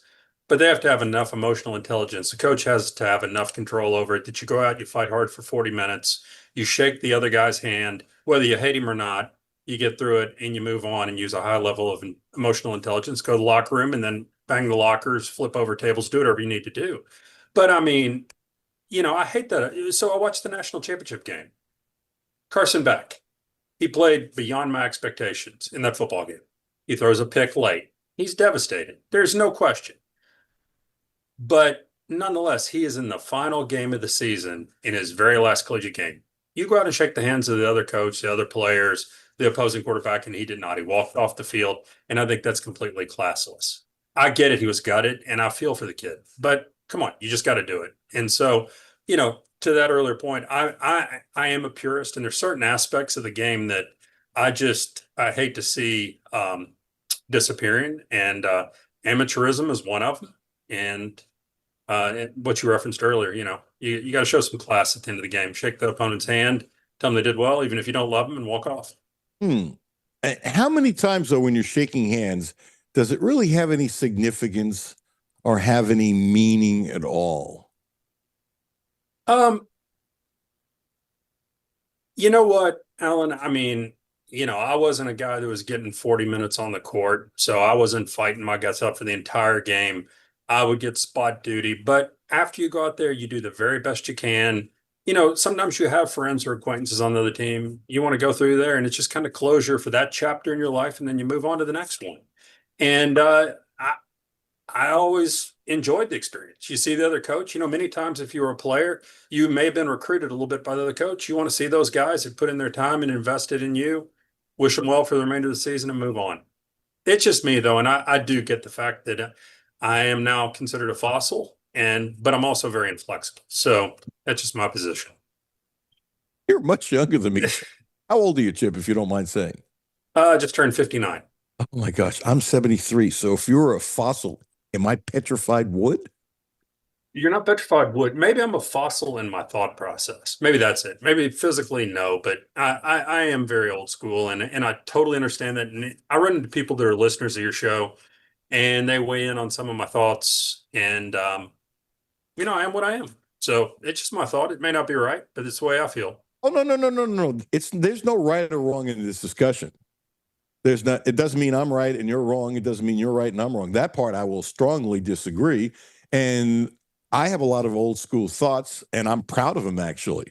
And there are some times, and I'm going to sound like an old fogey, that some of the young people, what they do today, I don't understand. And maybe because I'm a little bit of an old fogey. No, it's just how you feel. I just happen to like what the NBA does. Coaches don't shake hands; they usually wave to each other. And as you know, guys have a lot of same agents, or they used to play in the same team, or they got friends. And the guys who want to see each other, and the guys that don't just walk off. And I think that's smart, and so it's all good. I do agree with one comment you made earlier. So I saw the clip on X of I think it was either a Trinity or St. X game against Mail, maybe, where they had a little bit of a scuffle after the game. I think it just kind of shows you the decay in our culture, that you have high school kids doing that.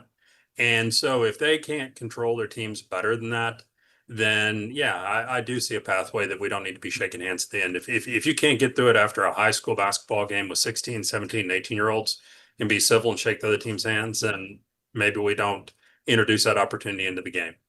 That was disgusting to watch. Yeah, it was really bad, and it wasn't broken up as quick as I thought it should have been. And I get that high schools don't have money. I get it. I understand it. I respect it. But I think there should be more security at high school games. And I get that their budgets they're tight. I do, and I don't have the answer. But I always think there should be more security at high school games. That's just kind of the way I look at it. As you look at tomorrow's game with Ole Miss, as we mentioned a number of times, I think most people know by now, the game is going to 11 a.m. I wish it was 9 a.m. to tell you the truth, because I don't want to be driving in the snow. This is silly. If you would have said I said this 2 weeks ago, I don't see Kentucky losing at all. I'm not saying they're going to the Final Four, win the national championship or anything like that, but I do think they've turned the corner. That doesn't mean they're not going to have some slippage. Every team has slippage and that kind of stuff. Ole Miss, to me, is the most disappointing team because I really like Beard as a coach. Thought it was a great hire, and I assume by now he would be banging on the door of being in the top three pretty consistently in the SEC. And that ain't happening this year. They're just not very, very, very good at all. And this would be a horrendous loss for Kentucky, and they should be on their way. I don't see if they make it 5 in a row, they got to have a shot at getting back in the top 25. But this is nuts. I don't see them losing the game. No, we agree wholeheartedly on that. I think I've watched Ole Miss play quite a few times this year. And basically that's because of my interest to see how Travis was doing playing for them. And I think Chris Beard's a phenomenal coach and wanted to see what the product turned out to be. And they've got a disconnect this year. The pieces are not fitting for them. Last 2 games have improved, but Travis Perry has really not had a good year. Shooting the basketball, he hasn't played significantly more minutes than he was playing for us last year. But, he may be exponentially happier. Who knows? But to answer your question, no. Tomorrow's a must-win game, and it's a should-win game. I don't see a pathway that we lose that. Let me throw this in before we continue the conversation. A high school coach is now interviewed for a head coaching job in the NFL. Phillip Rivers in Buffalo. Okay. All right. I set it up to make it a high school coach. I wonder how weird it'll be for Perry. I think most of the times when kids like that come back, they struggle with the pressure of being at home. He has a little different advantage because he also played there in high school. So he's very familiar with the gym. I mean, it's going into big arenas, and it's all relative at this point. When I played in college, we played in the Sugar Bowl tournament and it was held at the Superdome in New Orleans. Well, when you go into the Superdome, there's no backdrop, so it is really difficult to adjust. Rupp Arena is a much different field, but it's most certainly not a small, intimate shooter's gym. So some guys have a little bit of a struggle playing in arenas like that in Thompson Bowling or whatever it's now called. Travis will have that covered because he played last year, played Sweet 16 games in there. So he's prepared for that. But historically, I didn't play for the Cats. I went to Vanderbilt, and I had other Kentuckians on that team. I think a lot. Chip. Sorry. No, it's all good. We're fighting some sort of cold. There were 3 Kentuckians on that team, and leading up to that game, we wanted to come home and prove that we belonged and were good players. And for the most part, we didn't play that well. And so I don't expect a whole lot tomorrow out of Travis. By the way, Ole Miss is 11-8 overall, which is not good if you're in this conference, but they're 3-3 in conference play. Chip, anything else going on? I think you need a cup of chicken soup, and you made me cold. You're in your office and you're wearing your winter coat, so you made me cold. So I was late getting to my office, came in to do this, didn't have time to shed the jacket, and now I'm getting ready to head out to prepare for Snowmageddon. So I need to get some things in place. Gotcha. Thanks for doing the show. Get some chicken soup. Appreciate you tremendously. Thank you, brother. Thanks. Hope we get a win tomorrow. That'd be a beautiful thing. Chip Rupp. Take care, buddy. Thank you. Always great to visit, and we disagreed. I kind of like that. That doesn't look like the back of Sean's head that I'm looking at. Oh, you don't have as much white hair in the back of your head as I anticipated. How is that? It doesn't kind of make any sense. Terry Page, that makes a lot of sense. Terry Page, a great licensed massage therapist, a healer. She's been a blessing for me, especially with some of the issues I'm dealing with now in Lexington Thursday and Friday, in Butler, Kentucky on Monday and Tuesday. It's all kinds of parts of your body that are aching or whatever. You have some issues internally. She can help you. She's been a blessing for me way before I started doing this show. So check her out. As I keep on saying, I don't understand why she ever has an open appointment off Nicholasville Road here in town, Regency Road, and also in Butler, Kentucky. 859-373-0578. 859-373-0578. Terry Page. Jonathan Davis coming up next. Alan Cutler, 1300 AM, 92.5 FM. The Alan Cutler Show on ESPN 92.5 and 1300 AM and on the ESPN Lexington app. Presented by Republic Bank. Hi, this is Alan Cutler. Have a no-filter comment? Hit the text line, 859-381-1313. 859-381-1313.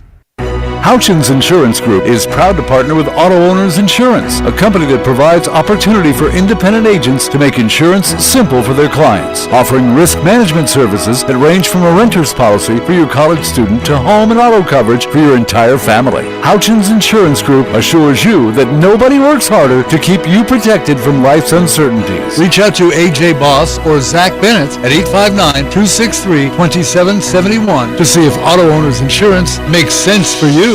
Hey, I'm Dale Wise. I've just recently retired.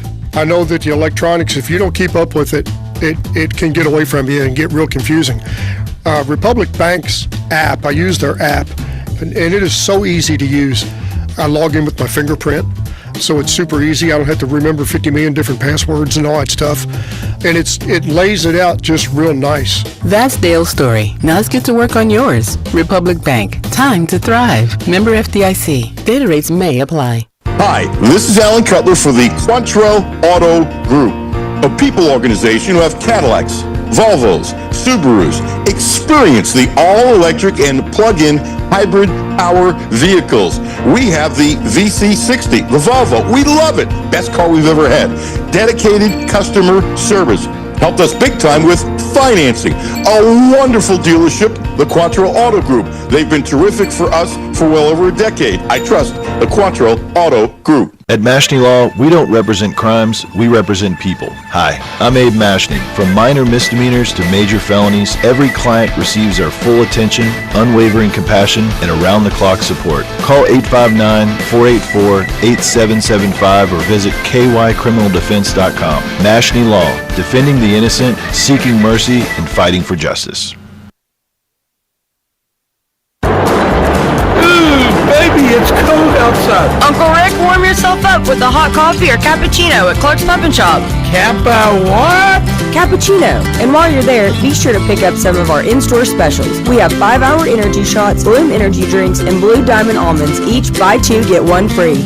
I feel warmer already. Clark's Pub and Shop. Return, refresh, refill. ESPN 92.5 and 1300, live and local, weekdays from 10 to 3. Get the ESPN Lexington app. Just search ESPN Sports Lexington in your app store. Back to No Filter Radio with Alan Cutler. Podcasts on Apple, Spotify, and Google, Monday through Friday. Welcome back. Alan Cutler, 1300 AM, 92.5 FM. Hey, Sean, Jonathan says he's been in the hopper. Would you be kind enough to put him on the show? Is that a go? Jonathan! Hey, what's going on, my man? Shaved your head just to be on the show. I did. Honored and pleased. Got to get that laugh in the first 30 seconds with you. Jonathan, backup forward center for the University of Kentucky, now with his own financial company, very, very, very successful. Loves UK, no filter about UK. And let me throw this at you. Travis Perry, this is straight from Ole Miss's notes, 6'1", 185, Lyon County from Eddyville, Kentucky, averaging 5.7 points a game, 1.2 rebounds, a smidgen less than an assist a game, a smidgen less than a steal per game, shooting 36% from the field, 87% from the free throw line. In his last game, he had 15 points and 2 rebounds in 23 minutes, is not listed as a starter. When he did this back around Christmas time, I thought, wait a second, maybe this will be a breakout, because, you know, it's one thing, no disrespect, if you're doing it against Bellarmine or Morehead State, again, no disrespect, but he did it against NC State. And he had 5 threes and 21 points against NC State. And I went, wow, maybe this will be a breakout game for Travis. It was not. High school, he was the number 75 recruit. So, I'm trying to get a feel for how the butterfly is going to be. He's a great kid. I wonder how his butterfly is going to be in his stomach tomorrow. You asking me a comment? Yeah. Okay, well, here's my comment. I've been thinking about this too. And here's my comment on this. I'm not so much concerned about what he's going to do to us tomorrow. I'm more concerned about what he does to us his junior and senior year. because kids that grow up in Kentucky, they dream about getting to play for the Big Blue and want to wear that uniform for 4 years. It's a sense of pride that comes along with that. But what I don't want to see him become, I got a name for you, a blast from the past. Remember Scott Drought from the '80s? Oh, he could shoot now. He was a killer kid from Kentucky. They had no space for him here on the roster, but man, every time he played us, I mean, he had a point to prove. So what we don't want is this kid become another Scott Drought, just become a wildcat killer, and it's a possibility. He's a great shooter, and then you know what? When he gets his feet set, he's got room and time. Hey, you can just put 3 down the book. The issue is athleticism and the speed of the game. The way we play doesn't really suit his style necessarily. But if he plays somewhere where he gets comfortable, he can get the shots that he wants to take when he wants to take them. He could hurt us. He could hurt us down the road. Scott had a wonderful career at Vandy. And, this was a stereotype back then, and I know you heard it. Oh, he's not a Kentucky player. He's a Vandy player. Because back then, shooters, and he's support. And when you consider he didn't have any 5-stars, and I don't know if he ever had a 4-star, but, Sam did a really good job at Vandy based upon whatever the talent was. Oh, he's not good enough for Kentucky. He was good for Vandy. Yeah. And Scott Drought, isn't he a high school principal, I think, or something like that? Whatever. I don't know what he's doing now, but I know he killed us every time he played us. He always he had a point to prove. He was better off going to Vandy than sitting on the bench at Kentucky. And I agree. You want to play. You want to freeze. If the end of the bench you can still have friends with the starters. The odds aren't the same. So sometimes when Kentucky doesn't want you, it's the best thing for you. Sure. He's a prime example of that. Had a great Vandy career. Great career. Had he come to UK, he never gets in the game. Oh, he's riding the pine. He gets splintered. No, he never gets in the game. Yeah, and I wonder, and that's an interesting point about Travis, because I think he's going to have a decision after this year. I don't know what he's making at Ole Miss. It's into 6 figures, not even close to 7 figures or anything like that. But I'm going to guess that he anticipated playing more than he's played this year. And halfway through, do you battle it out? And then there used to be a thing called progressions. When you're junior and senior, you play a lot more than you were sophomore when freshmen weren't eligible. With NIL, they can recruit over you. He might have an interesting choice. Because, and again, I'm not being disrespectful. If he goes to Eastern Kentucky, he's averaging 14, 15 points a game right away. The way they run and spread the court and those kinds of things. And money is important because you might be able to put. I was going to say his payout at Eastern is going to be a lot lower. Yeah. I would imagine the way he gets, where he's at there. But do you want to play? And what he's playing, he's not starting. He is getting to play. Not playing a lot. Not playing. He would have played none at UK. He would have played absolutely none. Oh, 0. Yeah, no. Going to Ole Miss versus staying at UK, unless you're to be a Kentucky boy, and there's nothing wrong that you want. But going to Ole Miss was smart. I had wondered. This was me. They didn't call me and ask me, and I don't know if it's the right thing to do, but I believe in this, and I know it makes sense to you. If suppose he went to a Morehead State or in Eastern Kentucky, and he lights it up. And there's something called improvement when you get to play. Yes. Playing 40 minutes a game, but let's say, and this is reasonable, that he would play 33 minutes, 28 minutes and plays well and gets in a better flow. Could he make more money by coming back to a bigger school where there's a slot maybe for him to start after he had such success? Because I do believe this. For example, if you're a quarterback and let's say you go to Kentucky, and you're not playing, and you're not a 5-star, but you're a 3-star. So you're a pretty damn good quarterback, but you're number 3 on the list, and you drop down. I don't know why I'm thinking Toledo, because Kentucky played in this year, whatever, you go to Toledo, and you take a cut and pay, but you still can make some money at Toledo. Now, all of a sudden, you start for a year or two, and your skills get much, much better. You can come back to a much bigger school, make a lot more money because you've had snaps as a quarterback, and on top of it, you got to play. And I have been surprised that hasn't become a bigger route for some more players, but that's me. It's still early. I think that is going to become a route. I would think that, coming out of high school, if you're not a for sure 5-star guy, don't go to another high major. Drop down to a level below your capabilities and just dominate. and then look at almost like a fifth year, or look at almost like a prep school year, and then cash in your sophomore, junior, and senior years, as opposed to going someplace and being stashed where you know you're going to not get to play or not get to play very much. That's a wrap. Did you ever think it was a different world? Jonathan, there were all a lot of places where you could have played a lot of minutes. You turned down other SEC schools to come to Kentucky. You were Turn them all down. I could have gone anywhere. Did you ever think, or do you ever think now, if the way of the world today was weathered back then, would you have left to go to some place where you can play? Because there were places you could have played in a high level 30, 32 minutes a game. Sure. I have thought about that. As a matter of fact, I was thinking about somebody this morning. I don't think he'll mind me telling the story because, the statute of limitations had passed. But there was a guy who came to UK before I did. His name was, people probably forget this name, Irv Thomas. Irv Thomas is from Florida. Irv Thomas and I played on the same AAU basketball team back when AAU was a real thing. AAU back in the 70s and 80s was a thing where literally the best players of your state all played on one team.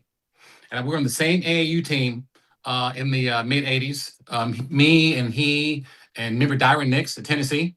Sure. I played up. Those guys were I was there were 17, 18 years old. I was a 15, 16-year-old playing up with those guys in that group. They would fly me in for practice. We practiced, down in Miami. But this is where I was going with the story. He was here before I was, and when I came to Kentucky, he pulled me aside on my recruiting visit and says, "Man, this is a great school, but it's not a good fit for us." He says, "You shouldn't come to Kentucky." I didn't listen to him because if you remember the rest of the story, he left that summer, goes back home, plays for Florida State. They throw him the ball. He becomes, the man down there. He ends up with a 10-year NBA career, and now he's an NBA executive. So his career path changed by him not sticking it out at Kentucky. Now, I don't regret where I'm at right now in life. I've had a good life. I've had a great life, actually. But my point is this, just like what you said, had I taken a route that was more basketball centered, where I went someplace and played more and was able to showcase what I could do, could my life have been different? Sure. But I wouldn't have the same life I have now. So we can all in life play that, what is it called? The old ifing game? One old ball coach used to say that you can always play the old ifing game. Yep. If of this and if of that, we've all got those situations in our lives. If this had happened, or if we had done that, but I have no regrets. Interesting. I played the effing game too. I mean, I turned down ESPN twice. A lot of people turned down ESPN back in the day. They weren't paying any money. Right. I mean, couldn't live on. They weren't even getting salary. It was going to be per story. Sure. I was supposed to be their New York City reporter, and they offered me the job twice. Mm-hmm. And I came back to them and said, "Look, give me a base salary and give me a sliding scale based upon." Well, we've never done anything like that. Well, I got to be able to pay rent. Right. Just gotten married. Married 43 years. That's how long ago. Right. That I had to turn him down twice, and I didn't regret turning him down. Sure. It wasn't possible. There was no way to know what they would become. There was no way to know Oh, what they would have grown into. no, but two things. I either would have become really big or I would have gotten fired. There'd been nothing in between. Right. There were a lot of people. And there was a casteism, stuff like that. Have I ever thought about it? Oh, a lot. Sure. Am I obsessed with it? No, but I would have made the same decision again. Given what we know, or given what we knew at that time, you made the best decision with the facts you had. There's no way to project going forward, this euphoric, perfect life. There's no way to project that. Like I say, I don't regret staying in Kentucky. I had plenty of chances to leave, but I don't regret it. I made a choice and I just stuck with it. And it's worked out. Malachi Marino. It's going to become, I mentioned this, I think a couple of weeks ago when I saw him like number 20 on a list. And this is before he took yet another step. And I was kind of surprised to see him number 20 on the list. And look, the kid should do whatever is best for himself. I've never deviated from that. I'm not going to deviate that. It's just the way it is. I think he needs a year to get stronger. I think by the end of the year, he might end up being much better. Now, at this point, what he's doing now, this surprises me. Did I think he would be better than most people? I did. But, when you have 8 points, okay. 6 assists. Oh, my God. He's a stat stuffer. He's a smart player. He's a passer. He might be better by the end of the year than Amari Williams passing. He's got a really good feel for the game. Remember, as you know, Amari played for years and years in college basketball, and he's coming closer and closer in his rookie year. He definitely has more talent than Amari. Not even close. He's got a better feel with his hands as a shooter than Amari. Not even close, and yet he's much, much younger than Amari. And it wouldn't surprise me if Amari improves his game and ends up making it after a year or two. I'm not saying this, but I could see him making it. But Did you see this year? I saw somewhere in between where he is now and where I think people thought, and now I'm thinking he could get much, much better. And now he's going to be a focal point of scouting reports. As a selfish, UK fan, I would love to see him come back and play for another year or two. But as a basketball purist, as someone who wants the best for these kids, if he calls into the lottery, if he ends up being, number 12, 13 for sure, he'd be a fool to come back. I mean, just the economics of the game, they dictate that you have to go ahead, get your, lottery pick, contract, and then get that second contract. That's when the clock really starts ticking. The name of the game now is the second contract. So that's what happened with Reed. I mean, Reed, a Kentucky kid, loved it here, wanted to play for UK, but the economics dictated that he'd be walking away from tens of millions of dollars by staying one more year at UK. Tens of millions, because it's back end money. It's the money you get on the end of your contract when you're, a 10 or 12 or 14 year pro, but you're still making 12, 14, 15 million dollars a year because you were the guy at some point. But the thing is, you got to last long enough to become that guy. And by starting earlier, getting the clock started earlier, going pro at 18, 19, as opposed to going pro at 22, 23, that's how the economics of the game dictate that it makes sense for a lottery pick to go sooner rather than later. That's a decision that Reed had to make. Yeah, and he basically said he had no choice. He had no choice. It's tens of millions of dollars. It doesn't make any sense. Nobody begrudges it. Now, suppose he came back in now and got $7 million for coming back. Well, that's $7. Suppose you get hurt. Suppose you don't get better. There's a lot of ifs there. Hey, $7 million a year done, or roll the dice. And it's worked out. He's great. He's fantastic. He made the right choice. Best player in the court a couple nights ago in the fourth quarter. Sure. It was amazing. He does one thing better than anybody in the NBA. I'm serious. Anybody in the NBA. He throws the best chest pass. Yes, he does. Not only is it accurate, but it's like a great fastball. Fundamentally sound. Chest pass. Never lost his feet. Never jumped from underneath his bucket to underneath the other bucket. Now, I've seen like Gwen Sunsell put the ball over his head. That's a different pass. That's called a parabola. Different pass. Yeah, and he could flicker the wrist. He was so strong. And he did it. I've never seen a human being do that without feet and just throw a chest pass. But during the game, his chest passes are perfect. They are zipped. The defenders can't defend it. Fundamentally sound.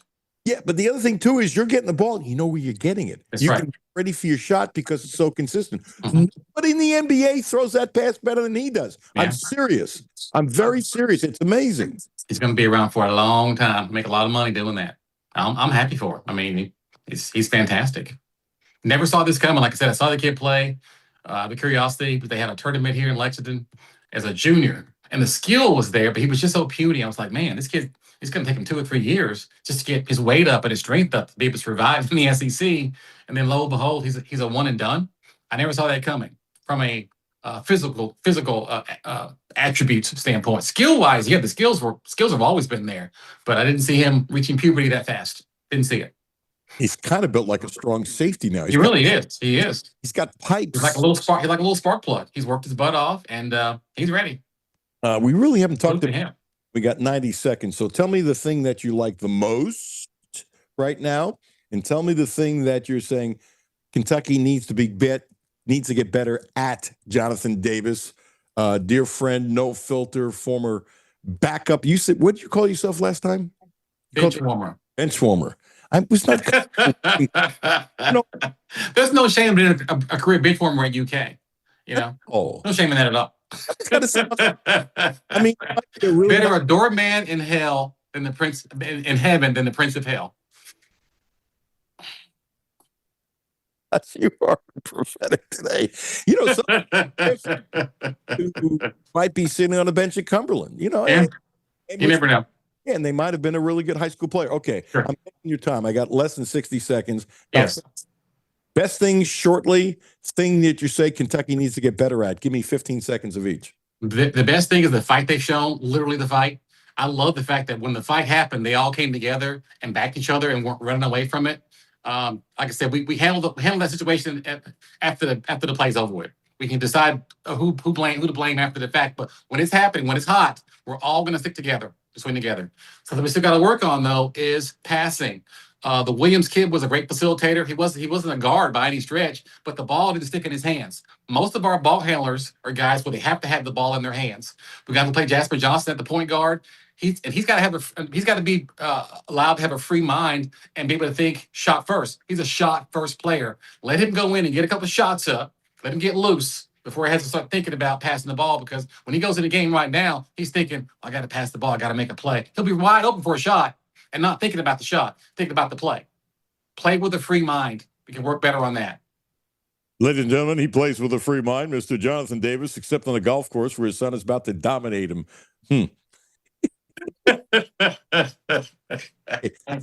Warm, safe weekend. Same to you, brother. Thanks, man. Appreciate you. Yeah, take it easy. Talk to you, John. All right. He's great. Sean, he actually cut his hair just for the show, if I'm going to believe that. Not. I did too. Yeah, see? Really? Mm-hmm. And my beard. You should shave it off. You got I somebody. usually do. Really, you should just shave it off. Like, I'm giving somebody else hair advice. That might be the most ridiculous thing I've ever done. The Einstein Jason Mantzoukas look is in right now.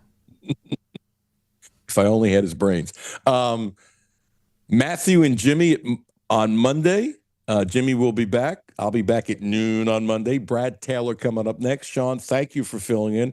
Appreciate you, dude. Have a great day. Kentucky at 11 a.m. tomorrow. Look forward to Kentucky winning again. Have yourself a blessed day. Podcast will be up about about 2:30, anywhere you get podcasts. Alan Cutler, 1300 AM, 92.5 FM. Hi, this is Patrick DiGiacomo, and this is why I would recommend Republic. Sean, I will send you a note in a second. I've got a clip picked out with, and you pick the out. It's too long.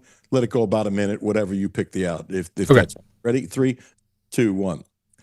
Hi, this is Alan Cutler at 1300 AM and 92.5 FM. I hope everybody's shovels don't break. Have a safe weekend. We will have fun on Monday talking about Kentucky and Ole Miss. See you Monday at noon. All right. Was Lynn driving you nuts? He was asking for a number of a guy who has generators that they were talking to 6 months ago and never pulled the trigger. So. And now he wants to pull the trigger instead of pulling the trigger before. Yeah, 12 hours before the storm. And where the hell are you going to find a generator? Oh, we ain't going to find a generator. If power goes out, we're out.